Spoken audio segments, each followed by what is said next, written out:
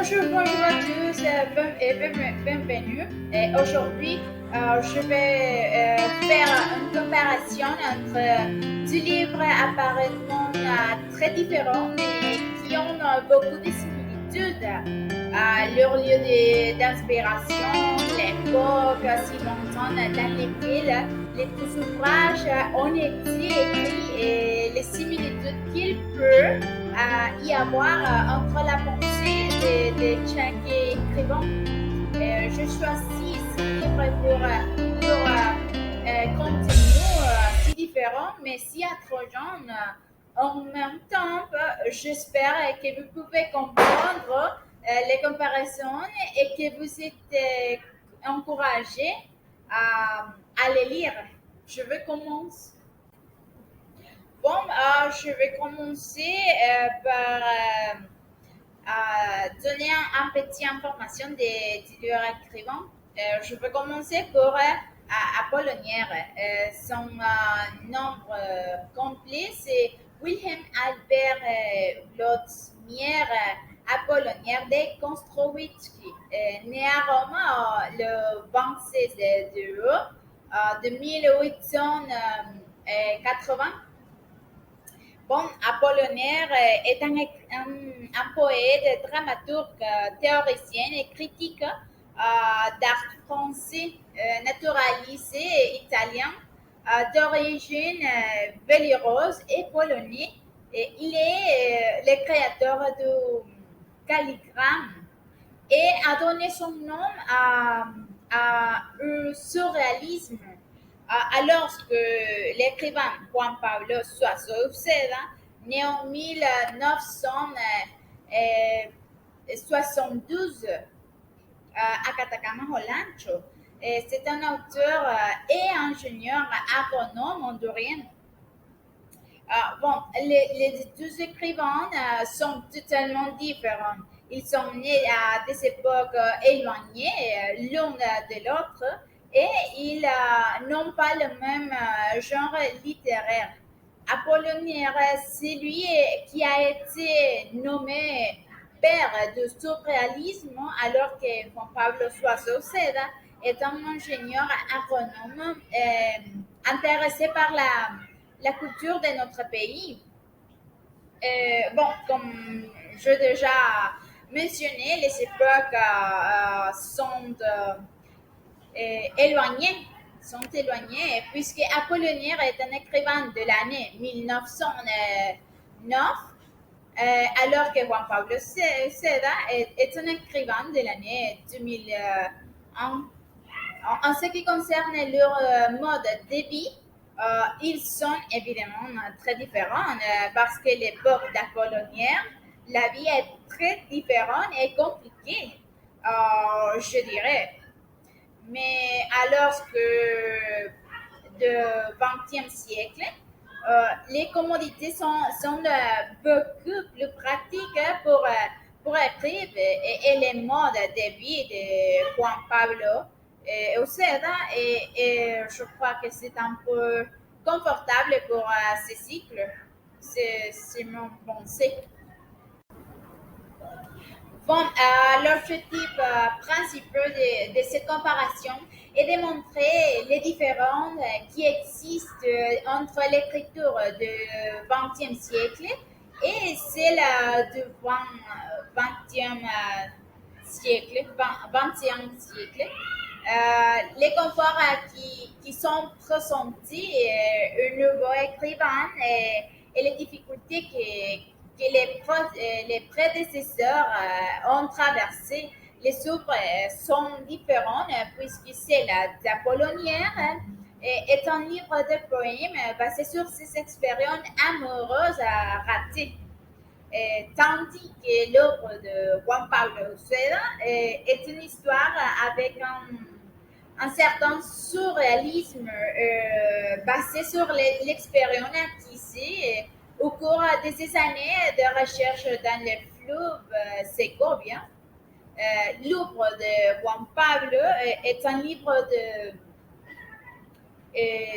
de poèmes basé, désolé, l'œuvre d'Apollinaire est un livre de poèmes basé sur 6 années de recherche dans le Ségovia et des communautés sont assez diverses dû en contenant le réalisme de l'humain. Personnellement, je considère que l'œuvre d'Apollinaire est plus incroyable parce que ces expériences amoureuses ont toujours échoué. Et à la suite de ces coupes de corps, il a décidé de créer un livre plein de poèmes décidé à cette femme qui, selon lui, l'ont fait souffrir. Il est assez réconfortant de lire chacun d'entre eux. Tandis que l'œuvre de Juan Pablo est une histoire bien racontée des voyages et que les membres de la communauté de cacao traversent quand ils retournent dans leur terre natale. Bon, Alcool est un recueilli des poèmes d'écriture napoléonaire publié en 1913. Ce recueilli qui Apollinaire a mis 6 ans à constituer annoncer une quête de modernité et que en joue avec la tradition et un renouvellement formel de la poésie de l'auteur. C'est une œuvre plurielle, polyphonique, qui explore de nombreux aspects de la poésie. L'élégie ouvert libre, mêlant les quotidiens du paysage, Renan a une poésie qui se veut expérimentale. C'est après avoir assisté à une lecture par les Césendras qui Apollinaire décide de transformer son futur recueilli en supprimant la ponctuation, selon lui en poésie, le rythme du vers et les souffles suffisants. En tant que Ségovia est un roman qui respire les mondes mythiques du village toujours inconnu de la mosquée d'Honduras. Les personnages y émènent, luttent et souffrent, s'accrochant à la vie dans un environnement d'une beauté et d'une biodiversité incalculable qui devient hostile et destructeur lorsque les forces de la nature se déchaînent. Les habitants de Cacao sont les héritiers d'un dessin commun qui leur donne l'élément vital de s'élacer à bon rapide à la désaffection, désolé, et de se relève de l'eau et de la pluie pour continuer la marche et se perpétue dans les nouvelles générations de la communauté de cacao. Pourquoi la piste a-t-il été écrite? Bon, personnellement, je pense qu'Alcool montre le déchir par ses ruptures amoureuses avec Amy Blythe et avec Marie Lorange, ruptures qui résonnaient dans les poèmes comme Mais les colchiques et surtout la chanson du mal-aimé de Guillaume Apollinaire en tant que Ségovia a été écrit à travers de l'histoire de la communauté de cacao située sur les rives du fleuve Ségovia.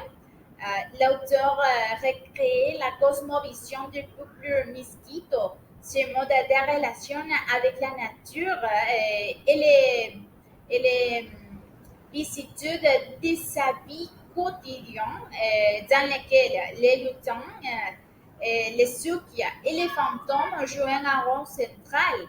Et Kumi, qui est le personnage principal de ce livre, il passera beaucoup de choses assez extrêmes, je pense. Et bon, pour terminer cette comparaison, les deux œuvres montrent deux aspects importants de la littérature, le surréalisme et le réalisme rencontrés par deux écrivains nés à des époques différentes et dans des circonstances complètement défavorables pour l'un et favorables pour l'autre. En ce qui concerne les époques que nous décrivons, leur inspiration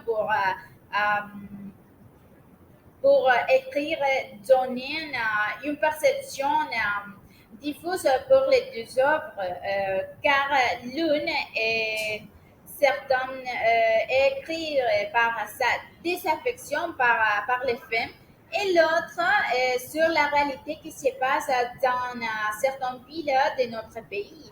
Et il est intéressant de voir comment des œuvres aussi éloignées peuvent être liées dans certains aspects.